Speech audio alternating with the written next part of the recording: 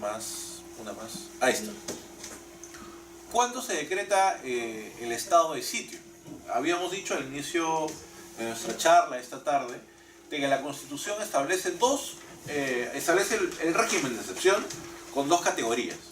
Uno, los estados de emergencia, que ya hemos conversado en extenso, y la otra categoría es el estado de sitio, ¿no? Vamos a ver qué es el estado de sitio.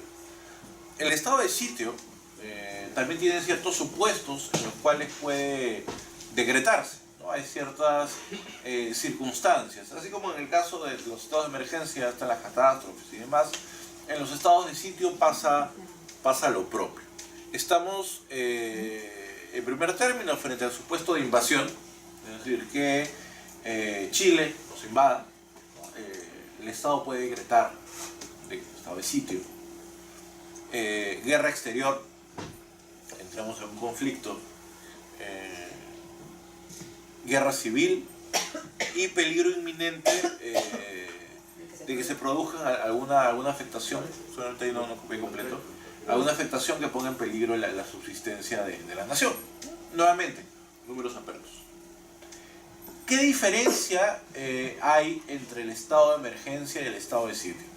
Si tuviéramos que poner una sola palabra o un solo adjetivo, una sola categoría que nos permita distinguir entre uno y otro, básicamente que el primero tiene una naturaleza mucho más doméstica, más interior, y el otro tiene una naturaleza más exterior, o, porque también hay la guerra civil, o más vinculada a conflicto armado, a un conflicto armado, sea este carácter internacional o no internacional, ¿no? Esa es la esencia, ¿no? La naturaleza exterior o interior, o vinculado al tema de los conflictos armados. Evidentemente, ya si profundizamos en el análisis, podríamos determinar que estos segundos, los estados de sitio, tienen una naturaleza, una gravedad mayor, ¿no? Hay una gravedad mucho mayor. Siguiente, por favor. ¿Y qué pasa con los derechos fundamentales en este contexto? Veamos, siguiente. La Constitución, voy a leer el párrafo que habla sobre los estados de sitio, es el numeral 2 del artículo 137, y después voy a explicarles por qué estamos repitiendo esa diapositiva.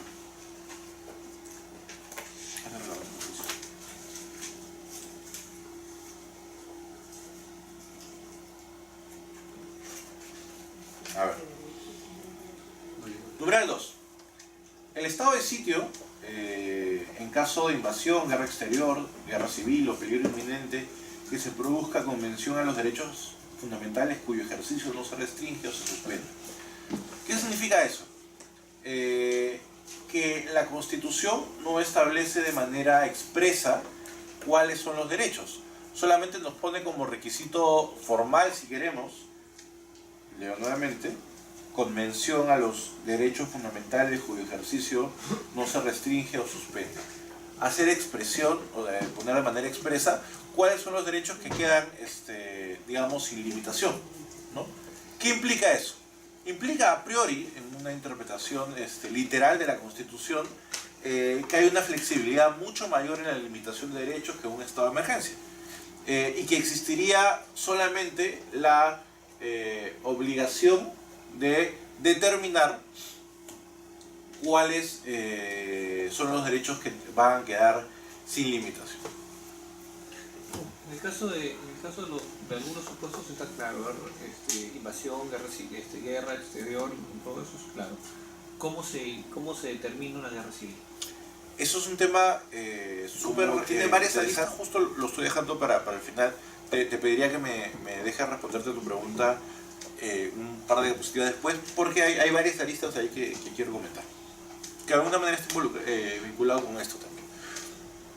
Ahorita vamos a eso. Les decía, entonces, aparentemente los derechos que se podrían limitar quedarían a libre discrecionalidad del Estado. Sin embargo, si interpretamos el numeral 2 del artículo 137 conforme manda la propia Constitución en su cuarta disposición final y transitoria, ese numeral 2 debe ser interpretado en consonancia con los instrumentos internacionales. Entonces el Estado, al determinar un estado de sitio, estaría siempre igual obligado a garantizar la vida, por ejemplo, la integridad personal y demás. ¿Eso significa que yo no puedo matar si estoy en guerra? No, no está diciendo eso la convención. ¿Qué está diciendo? Lo vamos a ver ahorita que vayamos a la respuesta. Significa que la integridad personal no puede ser limitada y si hay una persona que desobedece las reglas que se ha puesto, no puedo disponer una bala de goma para contenerlo. No dice eso. Recuerden que los derechos no son absolutos.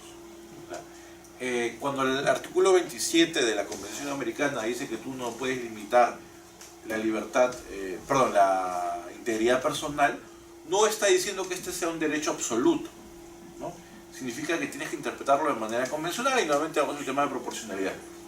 Por ejemplo, en el caso de integridad física, se habla del uso legítimo de la fuerza. Entonces yo puedo aplicar la medida de fuerza necesaria para garantizar el orden público. Oye, pero le has hecho una herida, sí, pero esa herida era proporcional, necesaria, idónea para garantizar el orden público conforme al contexto específico de análisis. O no lo era, hice un uso desmedido de la fuerza y debía haber usado menos fuerza. Eso es una diferenciación importante, ¿no? El artículo 27 no le da categoría absoluta a estos derechos, solo señala que no pueden ser limitados por la cuestión propia de la excepción. Ahorita voy a ir un poco al tema que conversábamos. Siguiente. ¿Cuál es el plazo? El plazo es de 45 días, a diferencia de los regímenes de excepción, perdón, el estado de emergencia, que es 60, en este caso es 45 días. ¿Ok? Siguiente, por favor. ¿Cuál es el rol del Congreso? ¿Cuál es el papel que el Congreso juega en los estados de sitio? De pleno derecho, una vez se da el estado de sitio, el Congreso debe sesionar, el pleno del Congreso debe sesionar y las prórrogas son aprobadas por el Parlamento, ¿no? Las prórrogas son aprobadas por el Parlamento. Siguiente. Ya. El anterior. Veamos un poco, no sé, ¿podemos ir a la diapositiva de los requisitos? Una antes. Ahí está. A ver.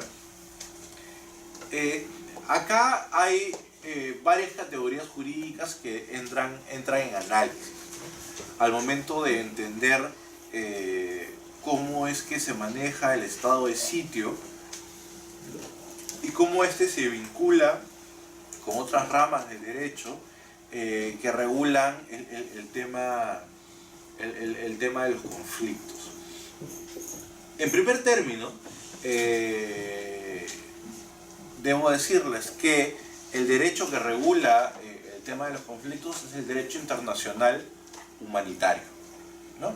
El derecho internacional humanitario, que no es lo mismo que los derechos humanos, son cosas diferentes, aunque puedan sonar más o menos parecidos, lo que hace es regular, digamos, normar, ¿no? Poner reglas de juego, aunque suene feo, a la guerra, ¿no? Entonces hay un conjunto de normas internacionales, de instrumentos internacionales, como los convenios de Ginebra, por ejemplo, que regulan el proceder en los conflictos armados. Por ejemplo, establece que los civiles no deben ser vistos afectados en un conflicto armado, ¿no? O el respeto a las señales de Cruz Roja, la Media Luna Roja, Salud, o el rombo roja, ¿no? el rombo rojo. Esa clase de cosas. El derecho internacional humanitario es muy bonito y es muy amplio. Podríamos en otra oportunidad evaluarlo, comentarlo, es un tema interesante. Pero establece básicamente la normatividad de la guerra. ¿Por qué les comento esto? Porque las regulaciones que el derecho internacional humanitario establece en este contexto se podrían, entre comillas, superponer con la normatividad de los estados de sitio que hemos comentado. ¿Qué pasa? el derecho internacional humanitario regula los actos de combate, la protección a los no combatientes, el tratamiento a los combatientes en diversas circunstancias, ¿no? Cuando yo hablo de un estado de sitio, de invasión, por ejemplo, que han invadido el territorio peruano, yo puedo determinar un conjunto de normas, como por ejemplo no perder, o que no se puede perder el derecho al debido proceso. Pero la regulación y la protección que haya contra un combatiente chileno que entra al Estado peruano está además regulada por los convenios de Ginebra y demás. Digamos que hay una superposición, o lo que la Corte Interamericana ha llamado que es lex specialis. Un dato más. Esta lex specialis del derecho internacional humanitario se aplica además en circunstancias excepcionales. El derecho internacional humanitario no se aplica en la conflictividad interna, en una huelga, en una protesta, en una manifestación, en la delincuencia interna, sicariato. Ahí se aplican las reglas normales de juego o los estados de emergencia. No se aplica el derecho internacional humanitario. En estos casos sí. Habiendo dado este marco bastante general, en relación al concepto guerra civil, la Constitución lo plantea en ese sentido, sin entrar a mayor detalle. Podríamos, a partir de ello, usar como criterios de interpretación otros ejemplos, entendimientos, o por lo que se entiende por guerra civil. El tema en Siria se entiende que hay una guerra civil, la guerra civil norteamericana, el norte contra el sur, un conflicto interno en que dos partes pertenecientes a un mismo país, se entiende que una de ellas, el Estado formalmente constituido, y otra parte contra este se levanta en armas. Eso sería. Si, adelantándome la pregunta, alguien me puede preguntar, podríamos decir entonces que, como dicen algunos, lo que pasó en el Perú en la década de los 80 y 90 fue una guerra civil. No. ¿Por qué no? Porque la guerra civil implicaría otro nivel de envergaduras, otra clase de cosas que en este caso no se dan, y a las cuales no me quiero andar. Sí, por eso así en la introducción del derecho internacional humanitario, podríamos hablar, según las categorías del derecho internacional humanitario, que hay un conflicto armado no internacional, lo que se conoce como un CANI. ¿Qué implica la determinación de un conflicto armado no internacional? Y esto está en debate, además, no es que es una posición pacífica. ¿Qué hizo Colombia? Para poner un ejemplo un poco más neutro. Colombia entendió que dentro de su territorio tenía un conflicto armado de naturaleza no internacional, un CANI. Y eso implicaba que se aplicaran las reglas del derecho internacional humanitario. ¿Y qué son las reglas del derecho internacional humanitario? Significa que en este caso las FARC, por ejemplo, tenían de manera automática la obligación de respetar a los civiles, cosa que evidentemente no hacían, de respetar las señales de la Cruz Roja, respetar, y los paramilitares lo propio, ¿no? Respetar. ¿Qué implica eso adicionalmente? Implica que las reglas de la limitación de los derechos varíen también en el derecho internacional humanitario. Varíen en el sentido de que, por ejemplo, en una circunstancia normal, en un país en el que no habían estos conflictos, digamos Argentina, si va una avioneta con droga, esta avioneta no podría ser derribada por un avión de las fuerzas aéreas argentinas. ¿Por qué? Porque este avión evidentemente era una delincuencia, digamos, tradicional, y lo que había que hacer es un proceso, perseguirlos, que se aterricen, ver que había droga, el proceso de más. En el caso colombiano, con el entendimiento de que había un CANI, las narcoavionetas que financiaban a las FARC se convertían en objetivos militares legítimos. Entonces, los aviones de la Fuerza Armada Colombiana podían disparar. ¿Por qué? Porque era un avión que financiaba al enemigo del Estado, ¿no? Y al financiar al enemigo del Estado ya no entra a la categoría tradicional de análisis del caso de Argentina, en el cual no había ninguna clase de estos elementos, sino había un objetivo militar. Y ese objetivo militar podía ser derribado. Eso es un poco las categorías que se empiezan a aplicar ahí. Y en esto sí soy súper expreso, súper claro. Lo que hace el derecho internacional humanitario en la práctica es darle obligaciones a las personas que participan en el conflicto de respetar a civiles y demás.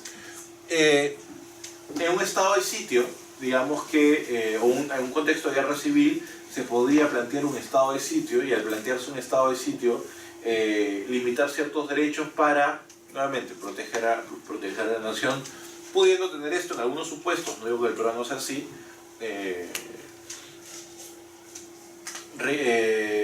la aplicación del derecho internacional humanitario, que además tiene, y ya con esto no me extiendo porque tampoco es tema propio de la clase, pero está vinculado, tiene ciertos requisitos. El artículo 3 común del Convenio de Ginebra señala que para poder hacer lo que hizo Colombia, los territorios, la otra parte en el conflicto, tiene que tener un territorio controlado, tener una estructura jerárquica y la capacidad de llevar de manera reiterada y continua combate.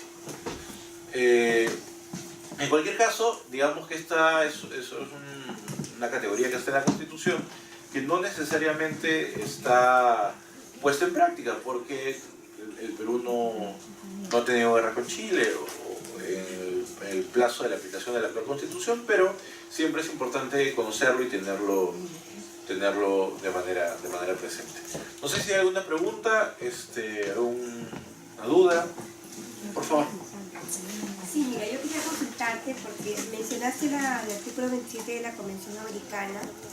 Ahí también recuerdo que dentro de ese artículo que también hemos revisado, hablan sobre un tema de proclamación, entendiéndose como la publicidad, y un tema de notificación a los estados partes. Es decir, que si el estado que aplica estos estados de emergencia tiene que hacer toda la publicidad posible a fin de que todos conozcan que este estado se encuentra con este régimen de excepción. Y también tienen que notificar a los estados partes, a la Secretaría General. Dime, ¿el no hacerlo trae algún tipo de repente, de alguna sanción como estado parte de la convención? Porque entiendo de que en el momento que tienes que notificar como estado parte, a través de la Secretaría, creo, americana, creo que es de la OEA, ¿no? Actúa Cancillería, ¿no es cierto?, para hacer la notificación. Claro. Y si no lo haces, ¿en qué momento tienes que notificar? ¿En el momento que empiezas, cuando termina? ¿En qué momento? Porque el artículo creo que no cita los plazos, ¿no? No, me parece que habla de inmediatez. Ya. Me parece que habla de inmediatez. Una vez, como bien dice la doctora Blitas, se da la circunstancia, la aplicación de un estado de emergencia, un estado de sitio, el Estado peruano tiene la obligación jurídica internacional de informar a la Secretaría General de la Organización de los Estados Americanos, detallando además el plazo y los derechos que se van a afectar. Y si bien no dice el plazo de tal, hay un nivel de obligación ahí, digamos, de cierta inmediatez. Y esto a partir del control que la Organización de los Estados Americanos tendría que hacer de dicha acción, ¿no? En la práctica ese control en realidad depende un poco de las características políticas y del contexto, pero no necesariamente se hace. A ver, hay circunstancias como la crisis hondureña del 2008. En Honduras del 2008 había un problema que era el siguiente. Había un presidente, que era el presidente Zelaya, que en unas elecciones que iba a haber quería poner una urna adicional. Y en esa urna adicional consultar de manera no vinculante si la población estaba a favor o en contra de la reelección presidencial. Se decía que esta consulta, que no era vinculante, contravenía la convención, contravenía la democracia, y lo que buscaba era promover que el presidente, que en ese momento Zelaya, se perpetre en el poder. Entonces había toda una acción protectora de la democracia que señalaba a Zelaya sobre el particular. En ese contexto había un conjunto de marchas y un conjunto de protestas el Estado hondureño adoptó un estado de emergencia, según su ordenamiento constitucional, y notificó la organización. Y eso fue parte del análisis, ¿no? En su momento. Y es lo que decía el embajador: hemos notificado esta medida, los derechos están resguardados conforme al artículo 27 de la Convención y demás. Al final, con eso se habría cumplido lo que es el artículo 27 de la Convención, por ejemplo, en ese caso. Y en ese caso particular, el control de la organización se mantuvo en el tiempo porque el conflicto fue escalando, ¿no?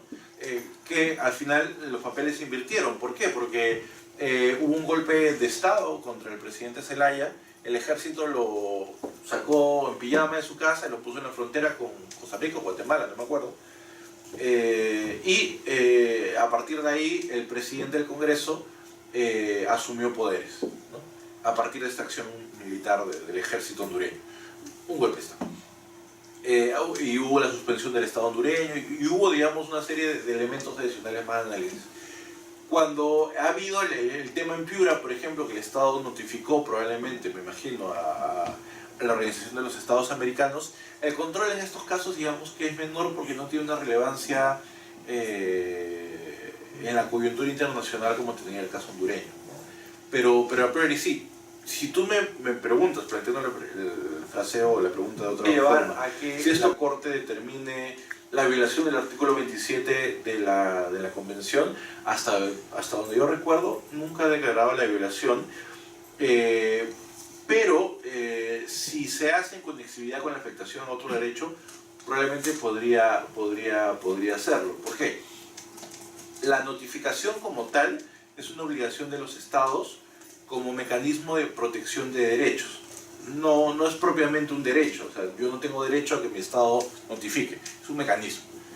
Pero si ante la ausencia de ese mecanismo, o acompañado de la ausencia de ese mecanismo, hay una violación de un derecho, yo puedo señalar que el Estado justamente ha incumplido el artículo 4 del derecho a la vida y el artículo 27 de la Convención, ¿no? Yo creo que sí sería factible. Pero no, en general la Corte nunca ha ido por ese camino. Recordemos, y esto es importante, que el hecho que los derechos no se puedan limitar, que yo diga que en el régimen de excepción no se puede afectar el derecho a la vida o el derecho a la integridad, no implica que no sean derechos absolutos y que, por ejemplo, el ejército no pueda hacer uso legítimo de la fuerza. En el caso de Piura, que poníamos hace un rato, la señora que se niega que entre a su casa a fumigar, eso no significa que el personal del ejército o de sanidad o de la policía que está fumigando no pueda hacer un uso de la fuerza proporcional para abrirse paso a la casa y fumigar, ¿no? Es diferente a que, oye, pero la señora la agarraron y la contuvieron para que no le dé patadas a la policía y eso le dejó una pequeña escara acá, pero es un uso legítimo de la fuerza porque están fumigando en el marco del estado de excepción. Aquí es diferente que venga el encargado y le dé un disparo en la cabeza a ella y a sus hijos para fumigar. Ahí estamos frente a un uso legítimo de la fuerza. No confundamos, nuevamente, la limitación de los derechos como derechos absolutos. Listo, gracias a ustedes. Sencillas y desamores que eso pudo haber dejado, y cuando culmina el proceso de dictadura de Franco y se apertura un nuevo régimen democrático en España, hay un proceso de transición a lo que es la sociedad española actual. Evidentemente, las distintas aristas de la sociedad que empezaron a verse representadas en los entornos políticos en ese contexto, querían, porque además estaban con la contención ideológica de años, plantear sus verdades y sus visiones de la España que ellos querían. Y esas visiones eran muchas veces contrapuestas y llevó un profundo proceso de reflexión, de debate y de consenso lograr la Constitución española que rige hoy este país.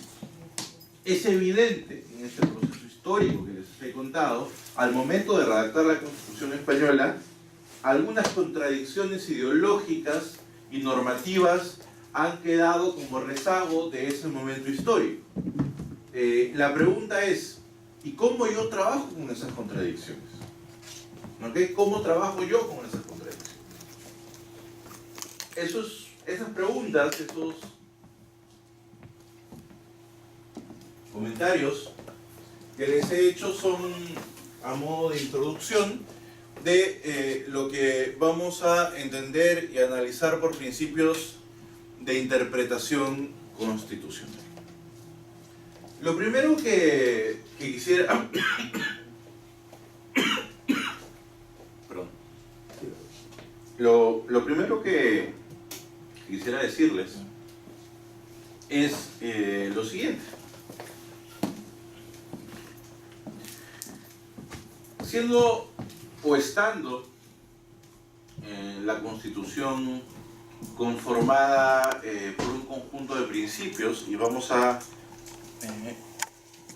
evidenciar eso en la lectura de, por ejemplo, algunos numerales del artículo 2. Toda persona tiene derecho a la vida, a su identidad, a su integridad moral, física y psíquica, y a su libre desarrollo y bienestar. Si yo les pregunto a ustedes, ¿qué es la integridad física? Todo el mundo me va a decir, oye, que no me agredan en mi entorno físico, que mi cuerpo no se vea lastimado de alguna manera, una llaga, una herida, un balazo, qué sé yo. El psíquico, podríamos decir, que una expresión de la protección de la integridad psicológica, especialmente de las mujeres, es toda la política que el Estado tiene de violencia contra la mujer, que busca que además de la violencia física, no se ejerza violencia psicológica. Pero si yo les pregunto a ustedes, ¿cuál es la integridad moral? ¿Qué podemos entender por integridad moral? A partir de la interpretación de esa dimensión moral de la integridad, es que podemos empezar a construir, determinar, señalar y darle un contenido a ese derecho.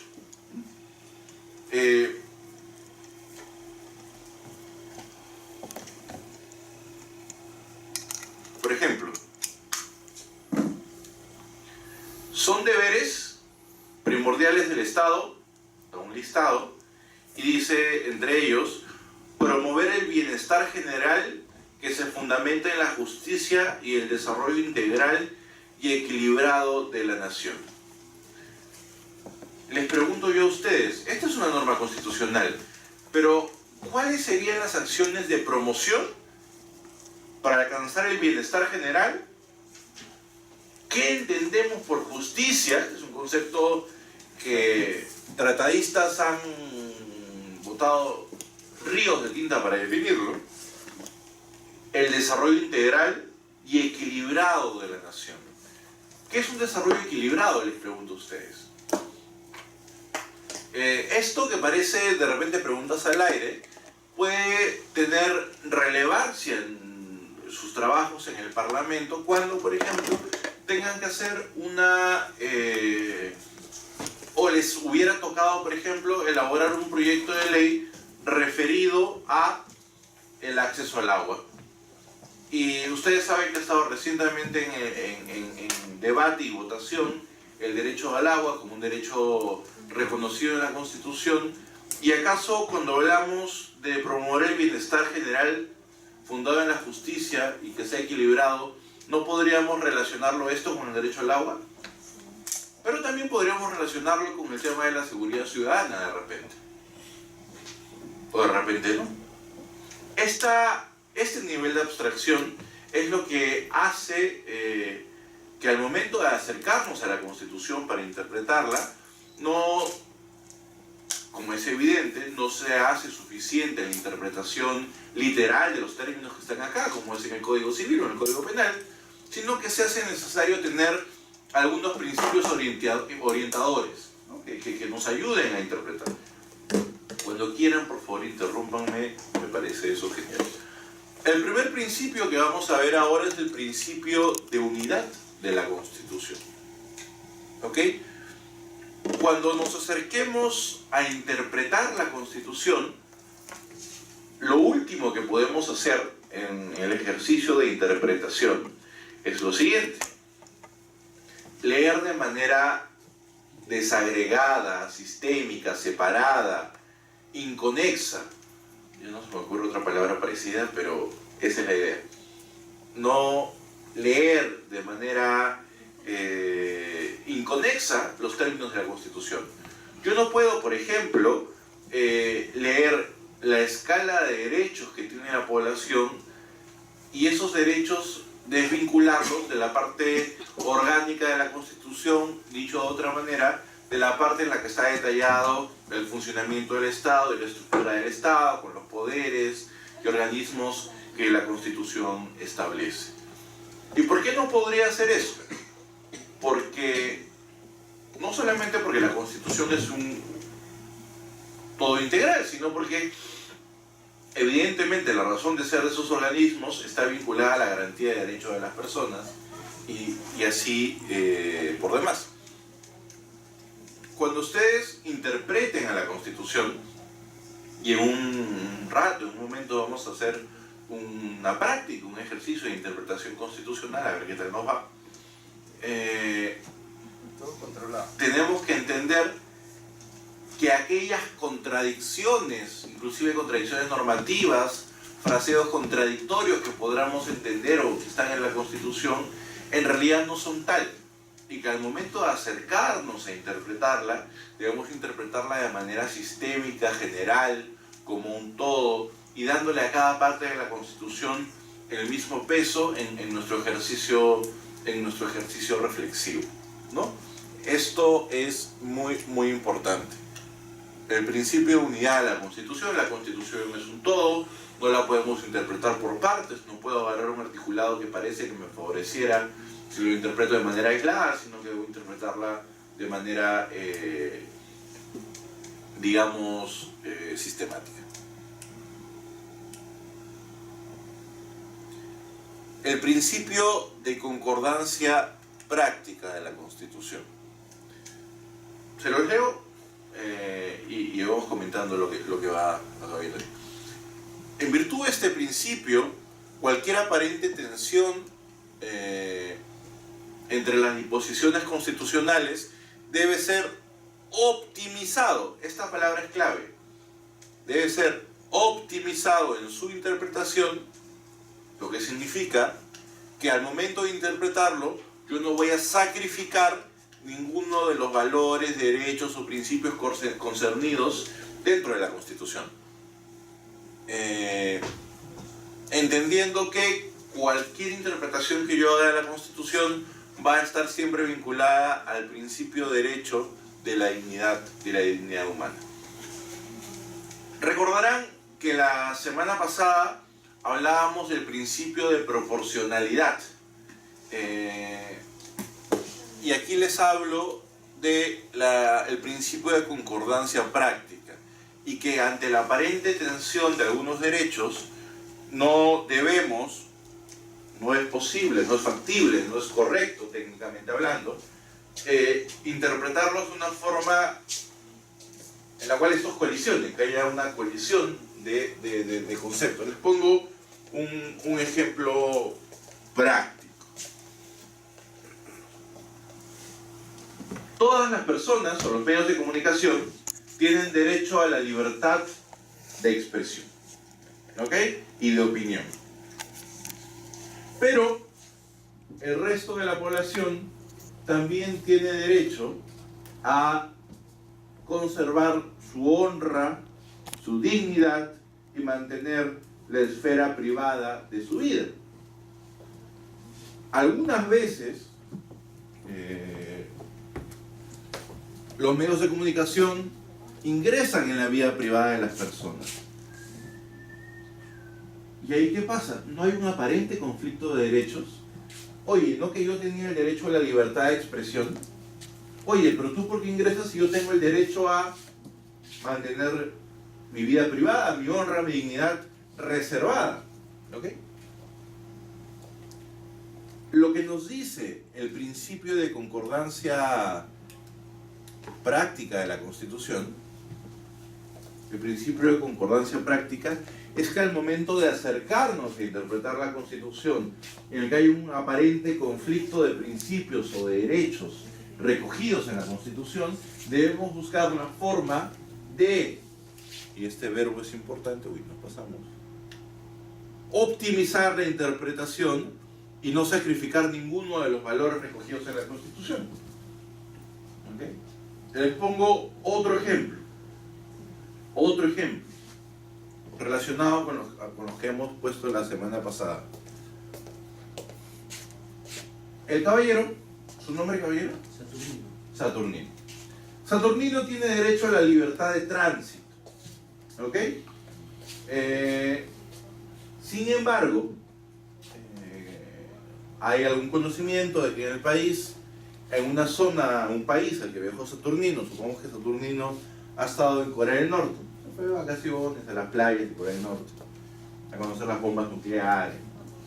Entonces ahí estuvo Saturnino con el buen Kim, conversando de política internacional, pero resulta que en la península de Corea, Corea del Sur y Corea del Norte, hay una especie de fiebre tipo la generada por el Zika, y que los turistas que van asiduamente a conocer al generoso y tan amable líder de Corea del Norte, no sabía que habían contenido esa información, esa es la enfermedad. Él regresa al Perú, la Organización Mundial de la Salud da a conocer de que el señor probablemente pueda tener esa enfermedad, y el gobierno, enfermedad además mortal y súper virulenta y se puede contagiar con mucha facilidad, y lo que hace el Estado peruano a partir del Ministerio de Salud es solicitar una orden judicial que permita que el señor sea retenido en un lugar sanitario donde no tenga contacto con el resto de la población, para garantizar los cuidados que él merece y proteger al resto de la población. Pero ustedes me dirían, oye, le estás impidiendo su libertad de tránsito. Él tiene derecho a caminar por donde quiera sin tener ningún problema. Nuevamente, hay que hacer una interpretación optimizada sin sacrificar ninguno de los valores. Pero le está sacrificando su derecho a la libertad de tránsito. Veremos ahorita cómo respondemos eso. Voy a poner un tercer ejemplo. Resulta que, doctor, ¿su nombre? Juan. Resulta que Juan desea adoptar a un hijo. Él no tiene novia, no, pero su sueño siempre ha sido ser padre, y siente que la edad ideal para ser padre, la que tiene ahorita, siente que además tiene los recursos económicos, y además en vez de hacer un vientre de alquiler, cosa que no considera correcta por cuestiones personales, dice: voy a adoptar a un bebé. Además hay tantos bebés en el país que están ahí, que requieren cariño, familia, alimento, universidad, y todas esas cosas que nuestro buen amigo Juan le puede dar.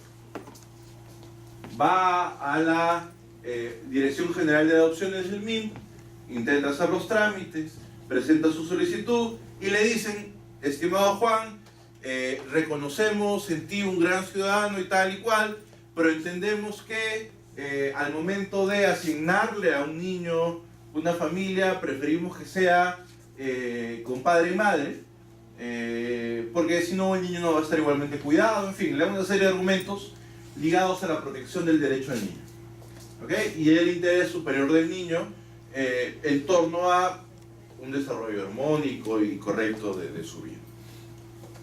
Les he puesto 3 ejemplos, sin llegar a la solución particular de cada uno de ellos. En esos 3 ejemplos habría una aparente contradicción, ¿no? Tenemos, por ejemplo, en el último caso, el derecho de Juan a la familia, ¿no?, a la paternidad. Podríamos decir: oye, pero ese derecho no está reconocido en la Constitución. No, pero cuando hablamos de familia podríamos de repente entender que el concepto de familia engloba familias no necesariamente de padre y madre, sino solamente padre, y él podría, a partir de esa interpretación de la Constitución, tener derecho a acceder a adoptar al niño o a la niña que le están negando. Pero podríamos decir también: oye, ese niño o esa niña que él va a adoptar probablemente requiere otro entorno mejor para desarrollarse, En fin, y podríamos construir conflicto de derechos. Conflicto de derechos. No sé si tenemos plumón.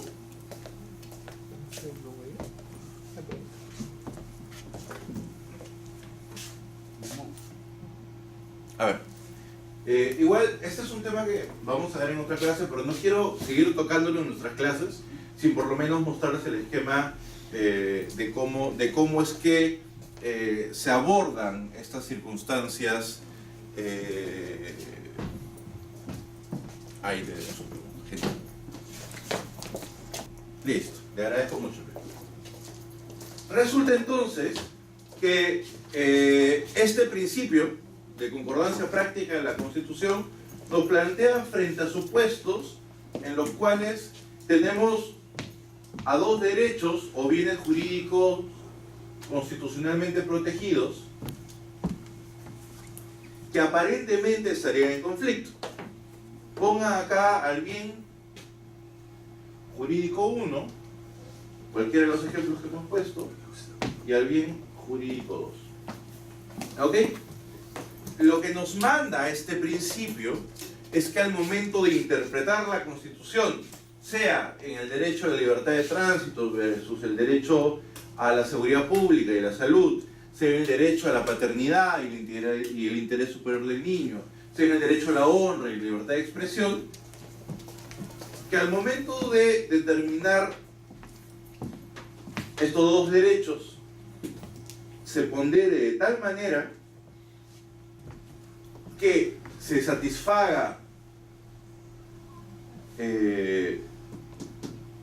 un derecho sin que el otro se vea afectado en su contenido esencial. ¿Ok? Podríamos decir de otra manera, por terminar la frase concluyendo algo. El derecho a la libertad de expresión no contiene dentro de sus elementos fundamentales el derecho a dañar la honra del otro. Con lo cual, al momento de salvaguardar la honra de Perico de los Palotes, no estoy afectando el derecho a la libertad de expresión porque no es parte de su contenido fundamental, de su contenido jurídico fundamental, o si queremos ponernos exquisitos, de su contenido jus fundamental. ¿Ok? Y así con el resto de las dinámicas. Podríamos decir además, o les podría decir además, sin querer ahondar mucho en esta temática, que cuando estamos frente a dos derechos en conflicto, hay que tener en cuenta lo que se conoce como el test o principio de proporcionalidad, por un lado, y por otro lado, el concepto de contenido esencial de los derechos. ¿Ok? Esto parecen unos huevos fritos. Veamos.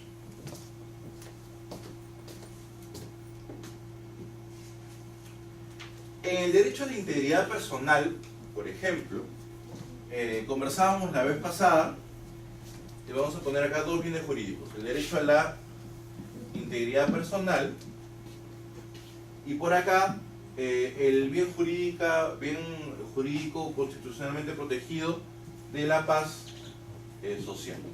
¿Ok? Cuando hay disturbios, podría decirse que estos dos derechos entran en conflicto. Porque los policías tienen que hacer uso de la fuerza para contener los disturbios, pero los manifestantes tienen derecho a la integridad personal y a que no se les afecte la misma. Nuevamente, estamos frente a un supuesto en el cual hay una aparente contradicción.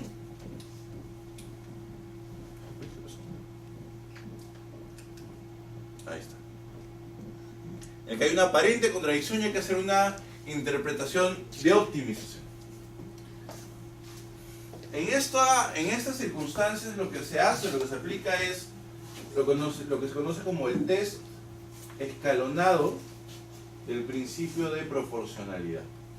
sin querer ahondar mucho en esto, que es a lo que iba,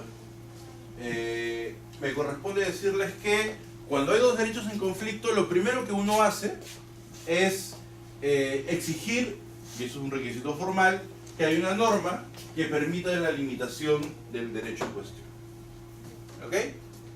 Segundo, que la limitación del derecho, en este caso la integridad personal, o en este caso la paz social, tenga un fin legítimo. ¿Ok? Tenga un fin legítimo. Yo voy a intervenir un derecho para garantizar otro, pero ese fin que busco es un fin legítimo. Oye, acá hay un grupo de personas que se están dirigiendo a destruir con bombas molotov el Ministerio Público.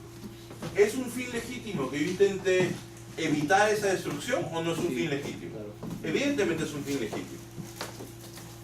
¿Ok? Tercera parte del análisis, que se lo estoy presentando nada más para coger claro este concepto y ya en otras clases lo veremos con más detalle. La medida que voy a utilizar es idónea para alcanzar el fin que persigo, es decir, la medida que voy a utilizar me va a permitir evitar que los marchantes vayan con bombas molotov y logren llegar al Ministerio Público. Depende de qué medida voy a utilizar. Supongamos que la medida sea un rochabuzo. ¿Es efectiva? No es efectiva. Supongamos que sea efectiva. ¿Ok? La siguiente parte del análisis es la necesidad. La necesidad importa ver si no es que hay otra medida igualmente idónea, pero menos lesiva. Por ejemplo, estamos en invierno, estamos como a una sensación térmica de 12 grados centígrados, yo los voy a mojar con agua helada, eso puede afectar su salud. No hay otra medida que pueda evitar que ellos lleguen al Ministerio Público sin que implique, no hay otra medida, es la menos lesiva. Ahora, si yo lo que voy a hacer es ametrallarlos, sí habría otra medida menos lesiva que es el rochabuzo. Y la última parte del análisis tiene que ver con la ponderación en sentido estricto, que es analizar qué derecho como tal tiene mayor prevalencia. Si yo tuviera acá el derecho a la vida y acá el derecho a la integridad personal, ¿qué derecho pesa más? La vida. ¿Ok? Esta es una herramienta de análisis constitucional que nos permite al momento de estar en la interpretación de la Constitución y de un conjunto de derechos, la vamos a ver más adelante con más calma, solamente era digamos un ventanazo al principio de proporcionalidad. Es una herramienta que nos permite, frente a una circunstancia en la cual hay aparente conflicto de bienes constitucionalmente protegidos, determinar cuál es el que debe ganar, cuál es el que debe utilizarse, cuál es el que decir, oye, ok, finalmente yo voy a limitar una parte de su integridad personal, pero esta limitación es legítima por todo el análisis que hemos hecho previamente. Un detalle adicional, en relación a los contenidos esenciales. El derecho a la integridad personal, por ejemplo, tiene un contenido que es irreductible, es decir, yo puedo, según mi análisis de proporcionalidad, en algunas circunstancias limitar algún derecho. La Corte Interamericana ha hecho un caso contra Ecuador, que es Zambrano Vélez, que el Estado tiene el derecho y la obligación de hacer el uso legítimo de la fuerza para garantizar el orden público.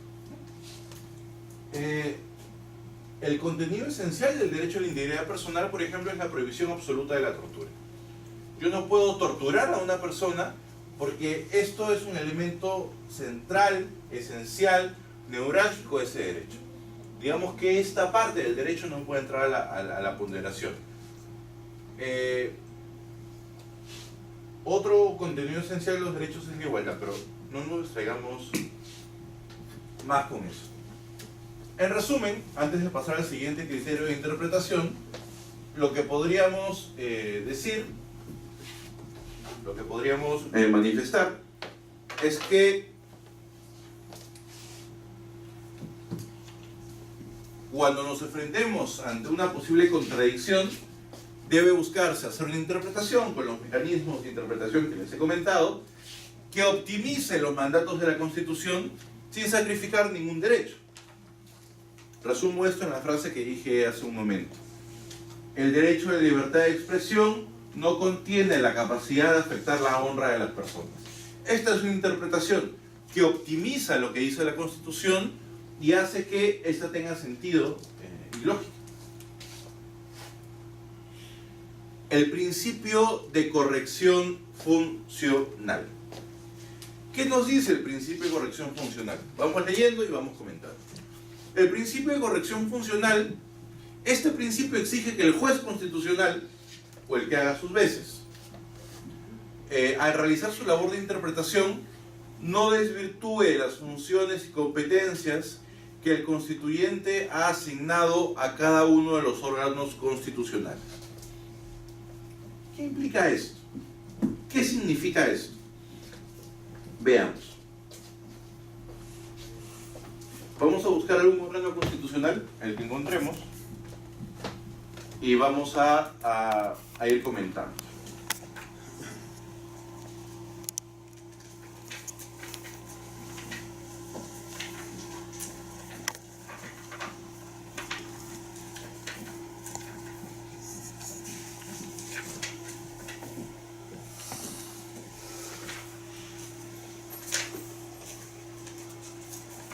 Por ejemplo, de la Defensoría del Pueblo, artículo 161. Dice: la Defensoría del Pueblo es autónoma, los órganos públicos están obligados a colaborar con la Defensoría del Pueblo cuando ésta lo requiere.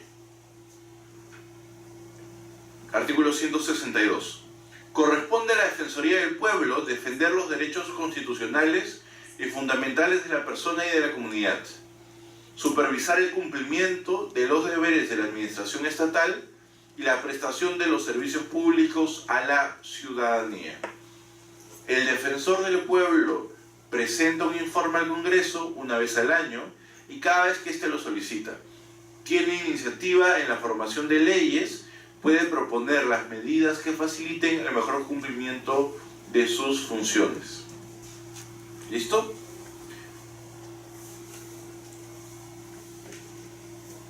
La última parte, lo último que he leído dice: puede proponer las medidas que faciliten el mejor cumplimiento de sus funciones. Hablábamos de que el principio de corrección funcional le prohíbe al juez que interpreta la Constitución, principalmente al Tribunal Constitucional, dar una interpretación que vaya más allá de los mandatos que la Constitución le ha dado a una institución.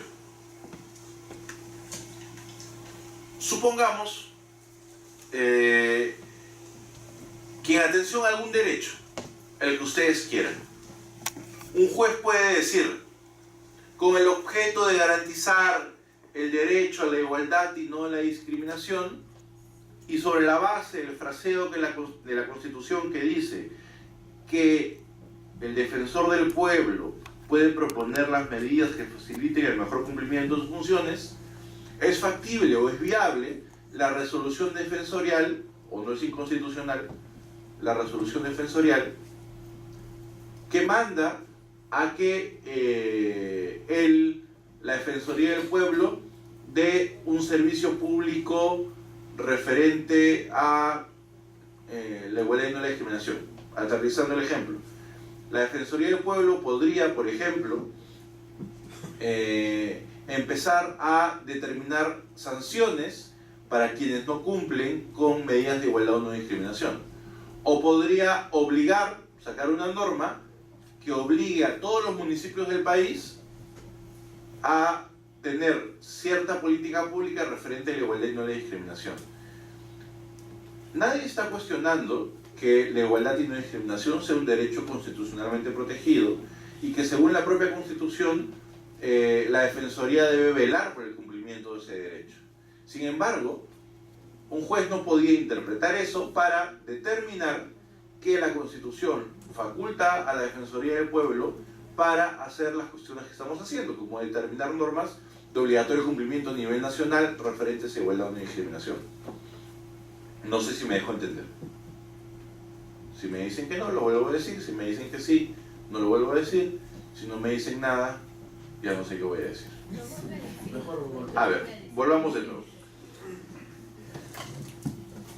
El principio de corrección funcional. Este principio, el principio de corrección funcional, ¿qué nos dice? Nos dice que el juez constitucional no puede atribuirle competencias que la Constitución no lo reconoce a los organismos establecidos en la Constitución. Es decir, si la Constitución le otorga a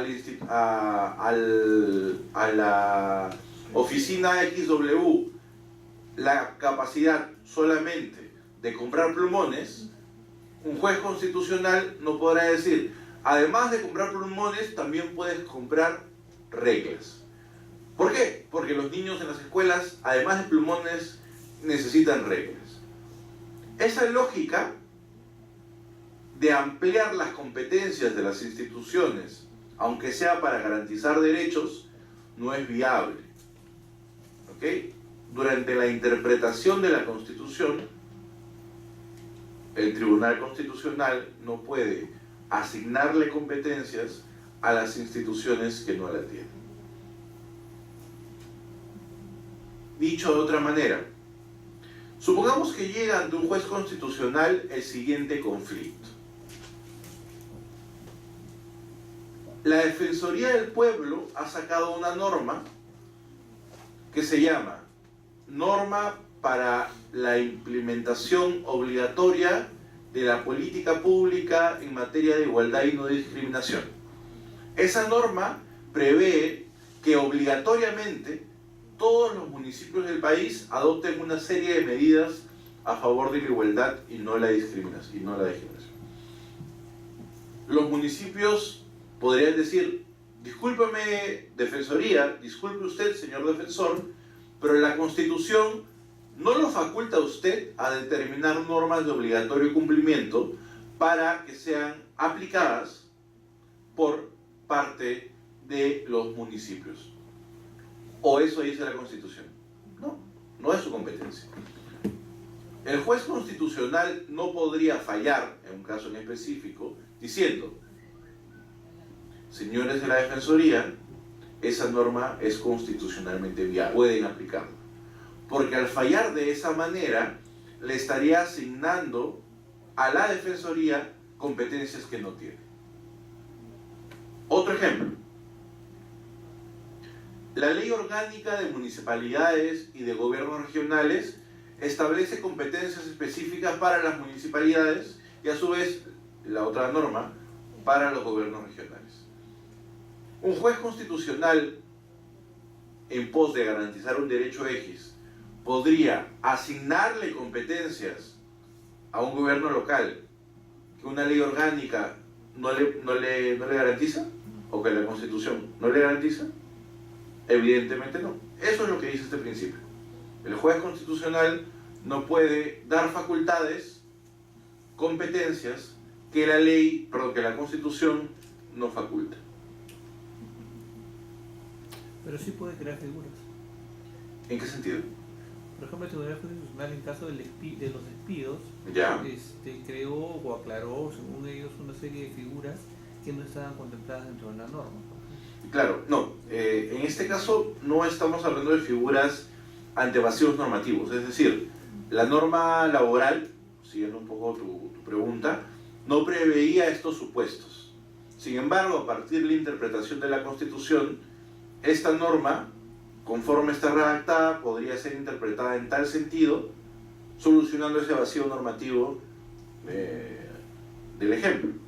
Lo que dice este principio de interpretación constitucional es que el tribunal no puede agregar competencias a las instituciones.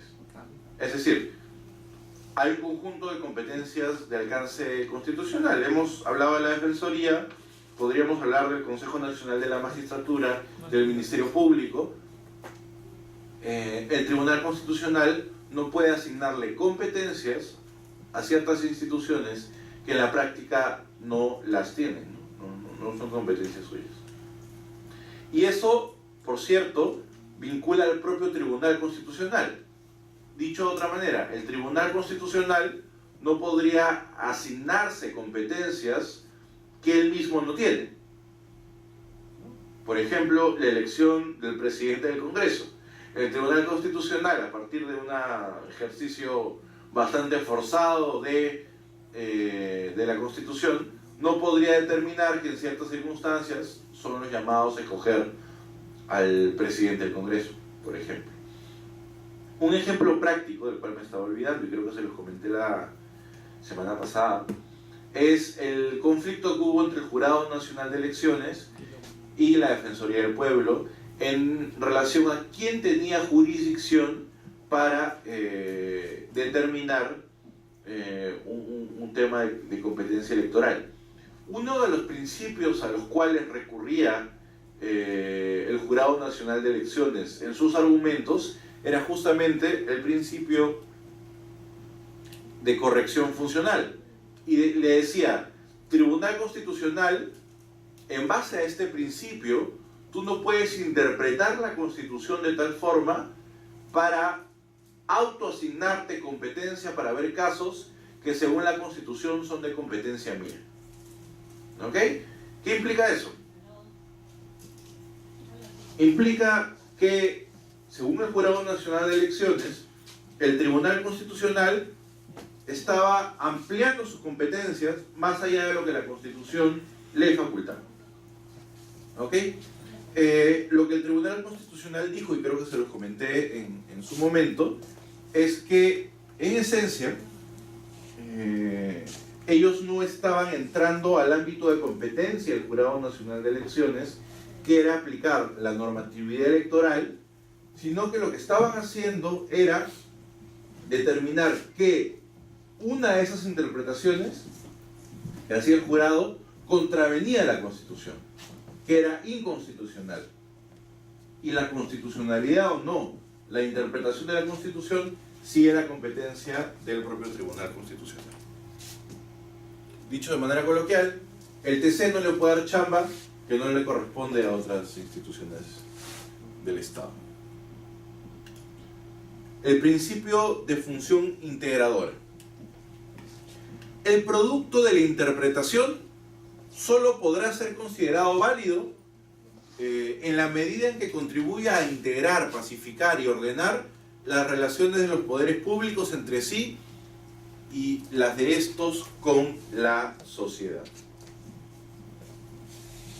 Cuando nosotros nos aproximemos a una interpretación de la Constitución sobre cualquier aspecto en este principio, sobre todo en lo vinculado a la estructura del Estado, a las competencias de los gobiernos regionales, por ejemplo, debemos entender que el producto de la interpretación solo podrá ser considerado como válido cuando la consecuencia del mismo no genere un desorden y la despacificación, si la palabra cabe, del entorno social. Dicho de otra manera, cualquier interpretación de la Constitución, particularmente de la parte orgánica, es decir, de las instituciones del Estado en su conjunto, los tres poderes, el Consejo Nacional de la Magistratura, el Tribunal Constitucional, etc., cuando esa interpretación ayude a consensuar, armonizar, facilitar la relación entre estas distintas instancias. El siguiente principio es el principio de fuerza normativa de la Constitución.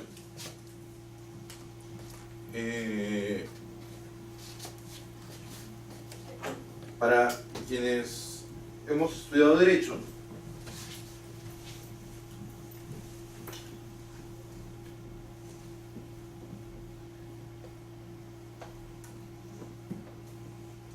esta imagen se nos puede hacer similar. ¿Qué cosa es eso?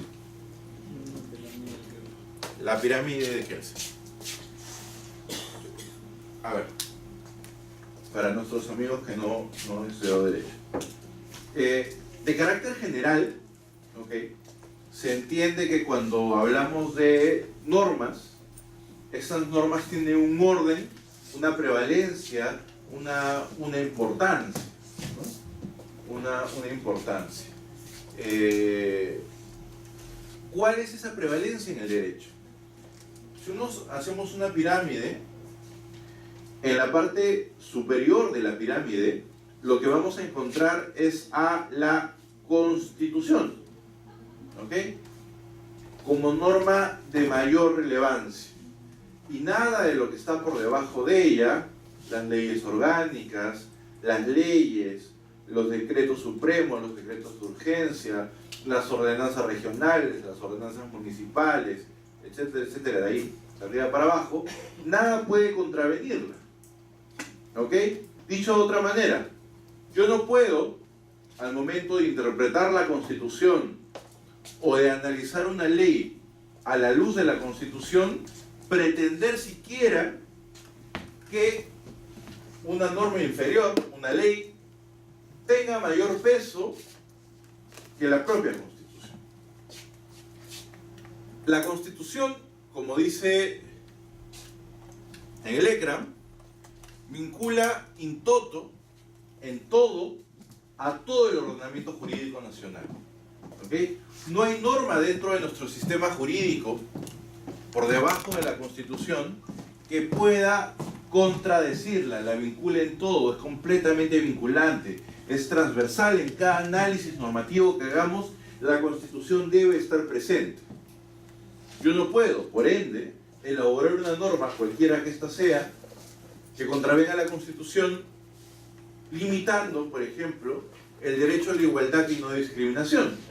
Yo no puedo elaborar una norma que facilite el acceso a ciertos derechos a un grupo de la población y que se los limite a otros. Que se los facilite a uno y que se los limite a otros. En relación a la estructura del Estado, yo, Consejo Nacional de la Magistratura, no podré elaborar una norma interna en relación a mis competencias que yo sé que contraviene a la Constitución. ¿Ok? Esto incluye, por supuesto, el propio Tribunal Constitucional también. Principio de fuerza normativa de la Constitución. Acá, artículo 51 dice que la Constitución prevalece todas las normas legales. La ley sobre la norma inferior de jerarquía, eso sí, la publicidad es esencial para la vigencia de toda norma del Estado. Sí, tal cual. En efecto. En un momento voy a regresar sobre este principio para complementar con algunos conceptos. ¿Ok?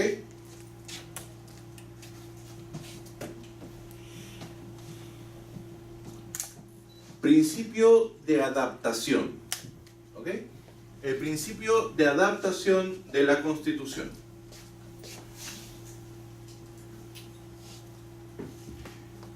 ¿Alguien ha escuchado el derecho al olvido? Que no significa olvidarte de tu ex, no tiene nada que ver con eso.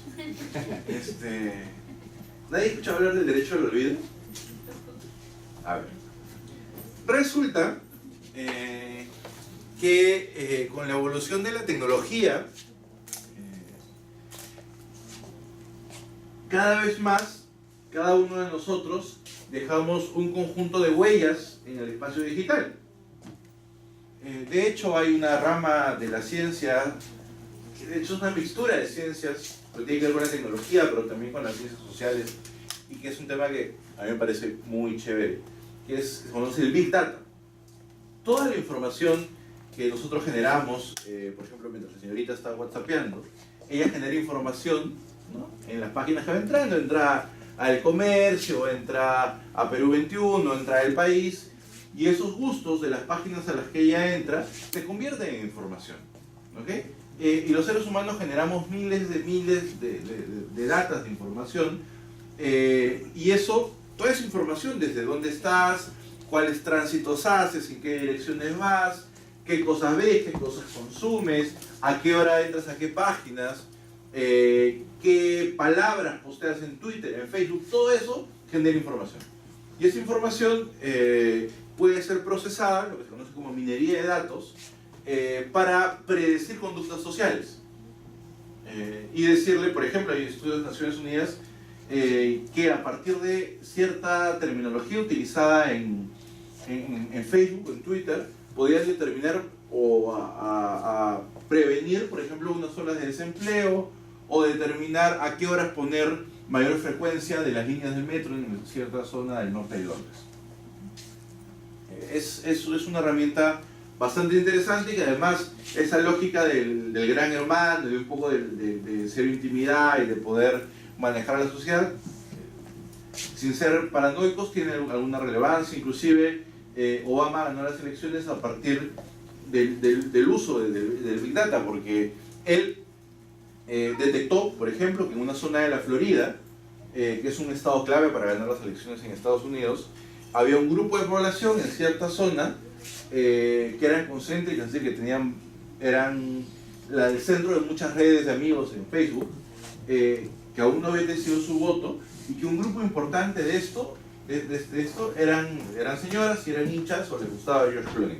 Lo que hizo Obama fue organizar una cena con George Clooney, invitó a muchas de estas señoras, y esta suma de clase de actividades hizo que él ganara las elecciones. El tema es que si ustedes googlean sus nombres, si alguna vez lo han hecho, se dan cuenta que hay alguna información de ustedes, ¿no? De la universidad, de las fotos, su perfil de Facebook, alguna conferencia que diste, en fin, ¿no? Esta información está ahí en las redes, está accesible, digamos. Algunas personas quieren que sea olvidadas. ¿Por qué? Porque muchas de estas personas que quieren que se elimine esta información tienen información negativa, que chocaron un auto, que cometieron un delito, y esta gente muchas veces ya cumplió su condena, han pasado años, pero cuando va a buscar un trabajo, la gente de recursos humanos googlea su nombre y sale Perico de los Palotes fue encontrado ebrio y sobrepasado de marihuana al borde de no sé dónde. Y eso fue hace 15 años, 10 años, y no le dan el trabajo.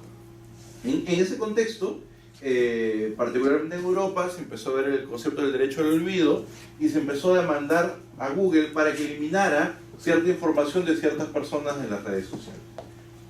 Ahora, y eso se empezó a aplicar de alguna u otra manera también en el marco normativo de los países latinoamericanos.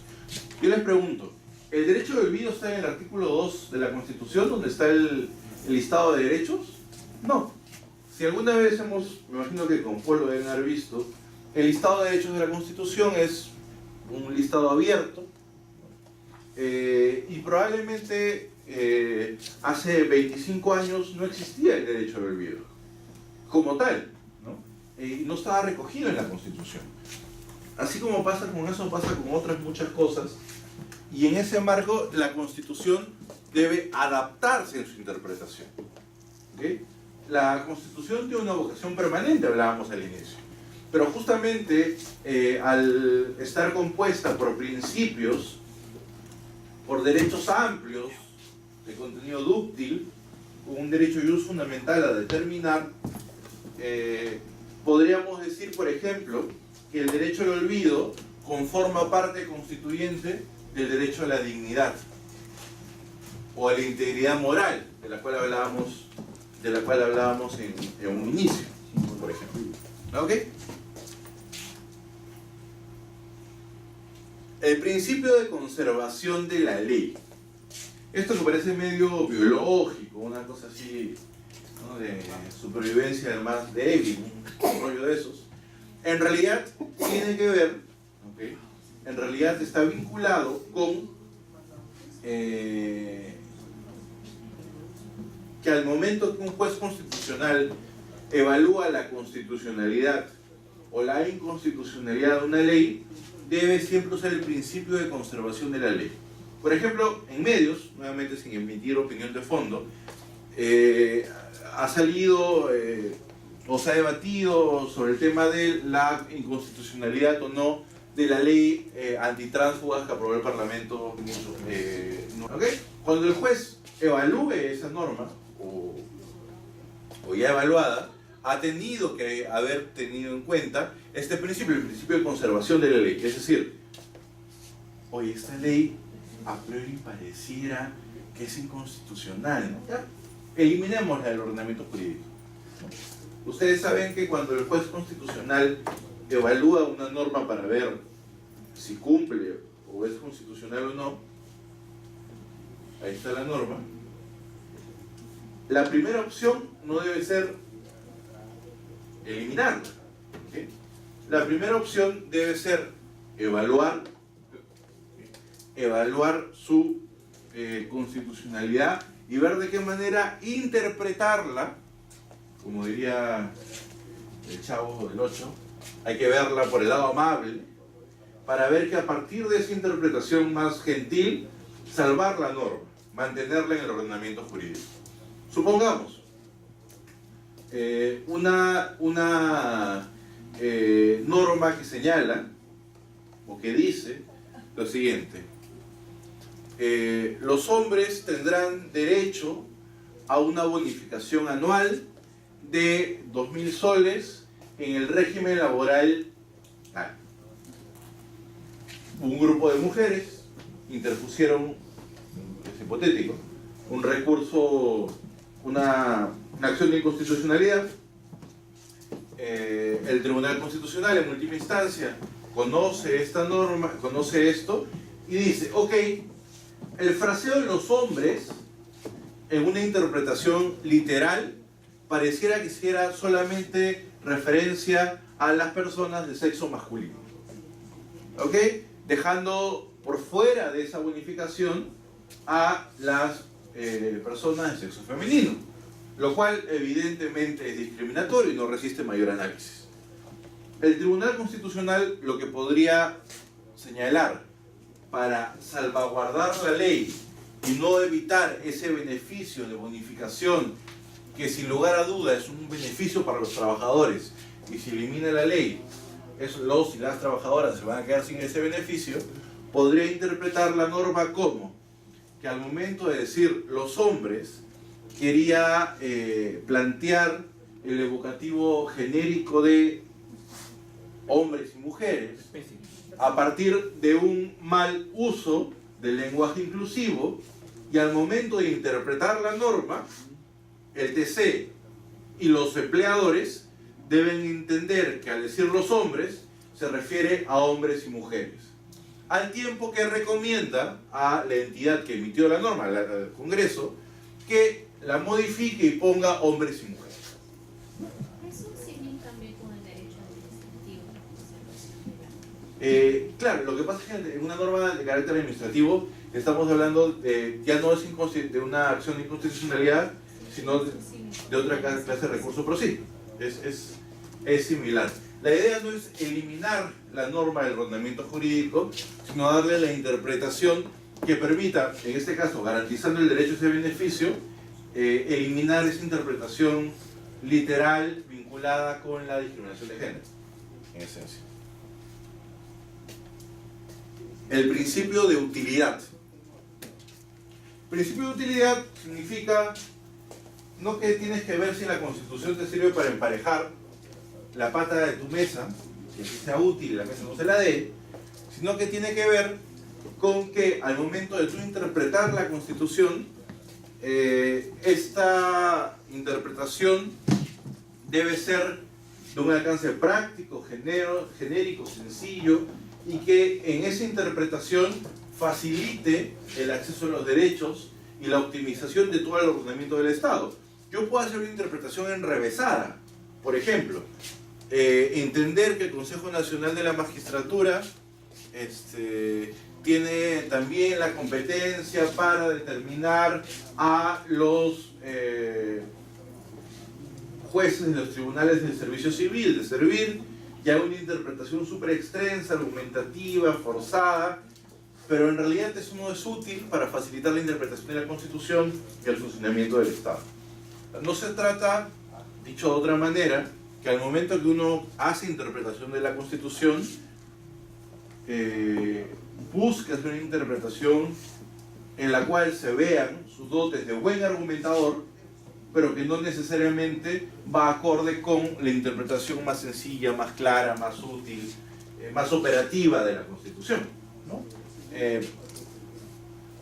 parte de la carrera del derecho es argumentar, y a veces se puede hacer un abuso de ese ejercicio de argumentación para llegar a conclusiones poco prácticas, ¿no? Eso es lo que busca prohibir este principio.